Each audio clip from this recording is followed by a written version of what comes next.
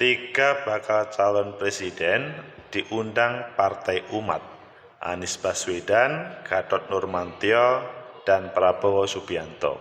Apakah ini kepentingan negeri ini sehingga siapapun boleh merekrut, atau kepentingan Partai Umat supaya mendapat efek dari bakal calon presiden, atau kepentingan dari personil tersebut? Bagaimana menurut kalian? Menurut analisis saya,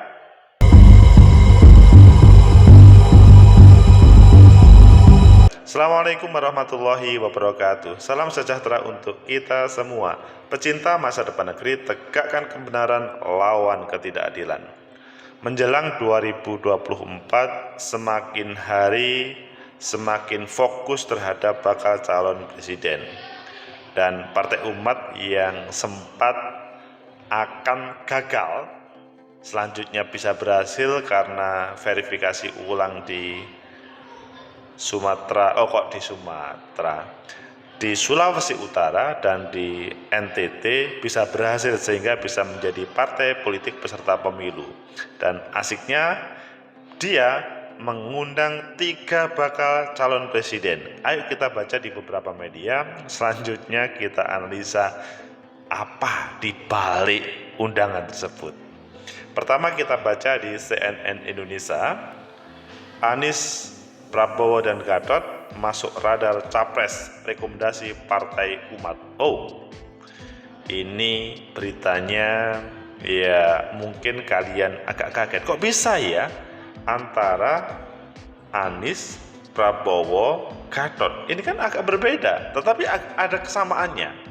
Kemudian kita lihat di Kompas, undang Anies di Rakernas, Partai Umat akui belum bicara dengan Nasdem. Oh, ini bahaya atau tidak ini, karena Anies Baswedan sudah dideklarasikan oleh Nasdem sebagai bakal calon presidennya. Kemudian di Detik, Partai Umat undang tiga baca pres di Rakernas, Anies, Gatot, Prabowo. Oh, hampir sama semuanya. Kalian pilih yang mana? Oke, kita pilih yang pertama dan selanjutnya kita tambahkan nanti, yaitu di CNN Indonesia. Anies, Prabowo, dan Gatot masuk radar capres rekomendasi Partai Umat. Jakarta, CNN Indonesia, tiga tokoh masuk radar calon presiden 2024 yang direkomendasikan oleh Partai Umat, yaitu Anies Baswedan, Prabowo Subianto, dan Gatot Nurmantio. Jadi siapapun boleh memberikan rekomendasi, apalagi pada kesempatan ini masih proses di judicial review terkait dengan kalau kemarin sudah diputuskan atau tidak. Intinya bahwa tentang 20% selalu dipermasalahkan. Salah satunya adalah memberikan kesempatan partai besar atau kecil untuk mengusung siapa capresnya. Tetapi itu dinamis sih. Partai Umat yang akan mengeluarkan rekomendasi bakal calon presiden mereka pada Pilpres 2024 melalui Rakernas pertamanya. Rakernas itu dijadwalkan akan digelar pada 13-15 Februari di Asrama Haji Pondok Gede, Jakarta. Jadi ya hari ini sampai 2 hari mendatang. Wakil Ketua Umum Partai Umat Buniani yang pernah viral menyebut usulan nama baca pres itu dikeluarkan oleh DPW dan DPD untuk nantinya diberikan kepada Majelis Syuro untuk disidangkan. Diharapkan pada Rakernas akan ada usulan nama dari DPW dan DPD yang diserahkan ke Majelis Syuro, dan Majelis Syuro akan bersidang menentukan nama, ujar Buni kepada CNN Indonesia. Buni menyebut munculnya tiga nama itu merupakan aspirasi dari DPW dan DPD Partai Umat di seluruh Indonesia. Nama-nama itu, tutur Buni, bisa muncul lantaran dianggap paham akan negeri ini. Ketiga nama itu juga turut diundang Partai Umat untuk hadir dalam Rakernas pertama, yaitu 13-15 Februari di Jakarta.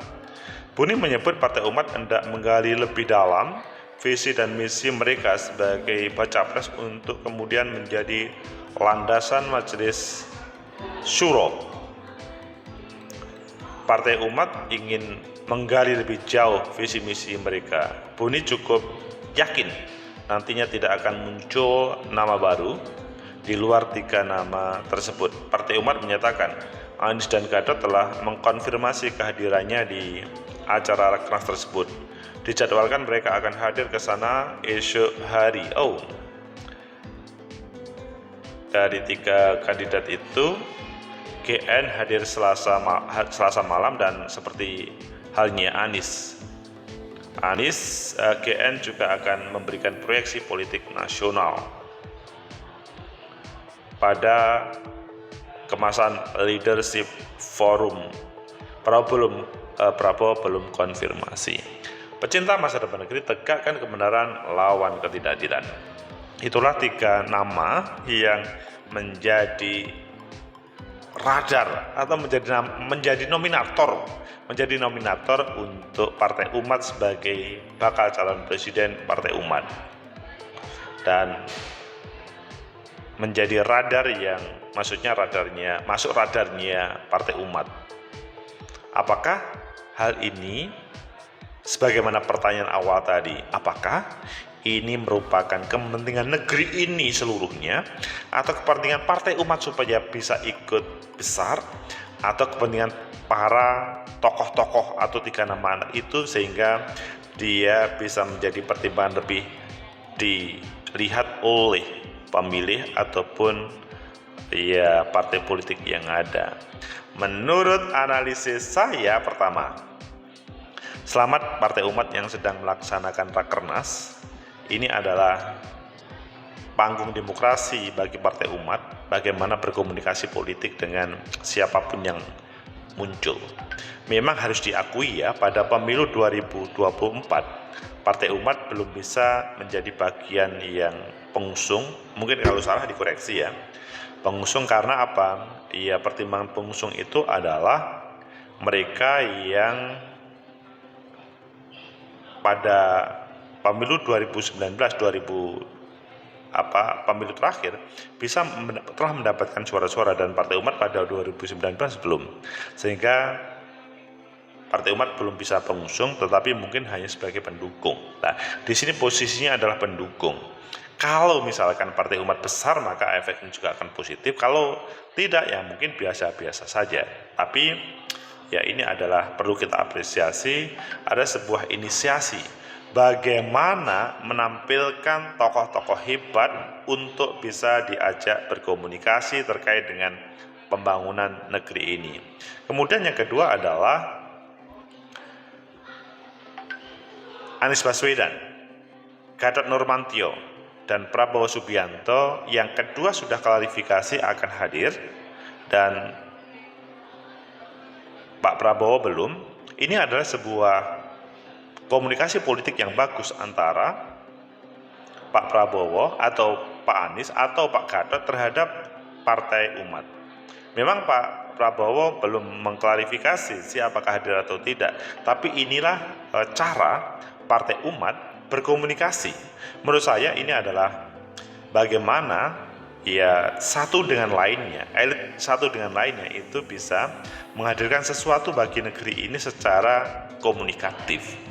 Jadi apakah Mas Anies, Pak Gatot itu akan hadir atau Pak Prabowo tidak hadir, nanti kita lihat aja. Apakah hal ini akan berefek terkait dengan positif atau tidak? Menurut saya sih, selama itu membangun komunikasi secara pertemuan ide gagasan, visi misi, maka it's okay. Tetapi kalau kehadirannya itu sangat taktis, pragmatis, teknis, menurut saya itu kadang-kadang diartikan positif, tapi kadang-kadang negatif. Kita lihat aja nanti dalam perkembangan hari ini ataupun besok nantinya. Kemudian yang ketiga, apakah ini akan membesarkan terhadap Partai Umat saja, atau membesarkan ketiga pasangan atau ketiga orang tersebut, Mas Anies, Mas Gatot, ataupun Pak Prabowo, ataupun malah untuk negeri ini? Menurut saya sih ini untuk negeri ini. Jadi namanya demokrasi, siapapun, apakah dia partai besar ataupun kecil, atau di lama ataupun baru, diperbolehkan untuk menghadirkan bakal calon presiden. Tidak ada larangan untuk menampilkan tersebut. Siapapun diperbolehkan tanpa ada batasan. Adapun nanti siapa yang diusung oleh partai politik atau gabungan partai politik itu nanti pada waktu proses pendaftaran di KPU sekitar bulan Oktober November nanti. Begitu juga ketika siapa yang akan terpilih, ya nanti kita lihat pada 2024. Pemilih lebih suka, lebih prefer yang mana, nanti adalah hubungannya dengan para pemilih.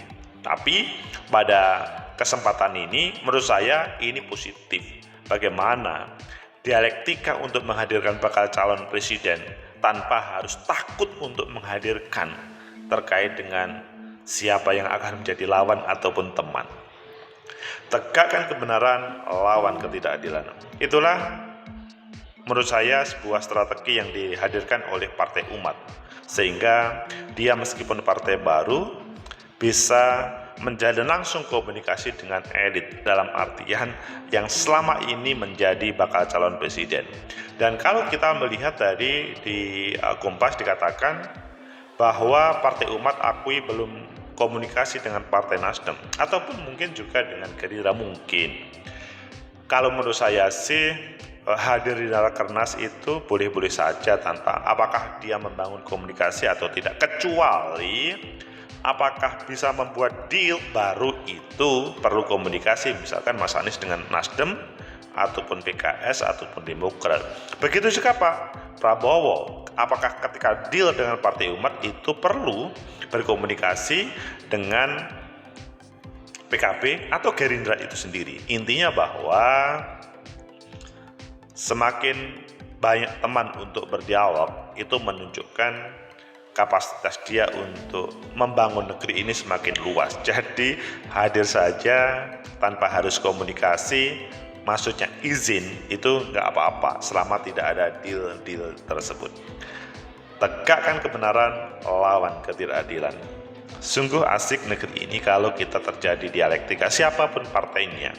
Pada kesempatan ini Partai Umat, mungkin nanti ada Partai Bulan Bintang, ada Partai Buruh, ada PKN, ataupun partai-partai lainnya. Intinya membuat dialektika di negeri ini semakin terbuka, semakin bagus. Tidak ada yang merasa ditinggal oleh satupun. Apakah ini ada hubungannya dengan Pak Amin Rais sebagai tokoh pendiri, sehingga para yang diundang itu kelihatannya seide dengan Pak Anies, dengan Pak Amin Rais. Menurut saya sih ya bagaimanapun keberadaan partai politik itu ada yang menokohkan seseorang, dan tokoh seseorang itu biasanya mencari ide dan gagasan yang sama untuk membangun negeri ini. Meskipun pada endingnya nanti dalam proses kontestasi itu penikmat demokrasi itu rakyat semuanya, tetapi untuk menampilkan siapa yang terbaik biasanya melakukan koordinasi, konsolidasi, sehingga apa yang akan dibawa untuk negeri ini, seperti apa wajah negeri ini, maka terlihat dari para tokoh-tokoh orang hebat negeri ini. Pecinta masa depan negeri, itulah suasananya yang bagus memulai 1 tahun, karena ini kan bulan Februari ya. Bulan Februari itu kalau kita ngomong pemilu 2024 itu juga 14 Februari. Taruhlah 1 tahun plus 1 hari kita akan melaksanakan pesta demokrasi. Ketika Partai Umat melaksanakan seperti ini, begitu juga partai-partai lainnya, maka akan menambah dialektika menjadi bagus.